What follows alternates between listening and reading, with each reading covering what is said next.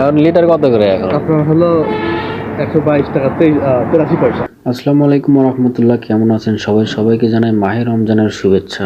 আমার বাইকে তেল শেষ হয়ে গিয়েছিল, তো ভাবলাম যে একটু তেল তুলতে চাই, তাই চলে আসলাম তেলের পাম্পে। আসলে যদি আমরা তেলের পাম্প থেকে তেল কিনি তাহলে অরিজিনাল তেল পাওয়া যায় এবং নির্ভেজাল মুক্ত।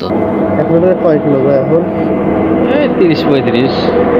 আমরা যখন খুচরা বিক্রেতার কাছ থেকে তেল ক্রয় করে থাকি তখন লিটার প্রতি 2 থেকে 3 টাকা বেশি দিতে হয়, আবার তারা পরিমাণও কম দিয়ে থাকে। আর এই তেলগুলোতে ভেজাল থাকার সম্ভাবনা বেশি থাকে, তাই আমরা বেশি তেল ক্রয় করলে আমরা পাম্প থেকে তেল কিনবো ইনশাল্লাহ।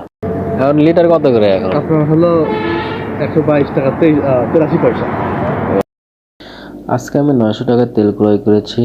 এর আগে যখন তেলের দাম কম ছিল তখন 1000 টাকার তেল কিনলেই মোটামুটি ট্যাঙ্কি ফুল হয়ে যেত, আর এখন 900 টাকার তেল কেনার পরেও দেখেন ট্যাঙ্কি ফুল হতে দূরেই থাক, দেখবেন যে ট্যাঙ্কি অর্ধেকই ফুল হয় না। যেহেতু আজ থেকে প্রথম রোজা শুরু, আমরা সবাই চেষ্টা করবো ইনশাল্লাহ যেন সবাই 30টা রোজা সম্পূর্ণভাবে শেষ করতে পারি।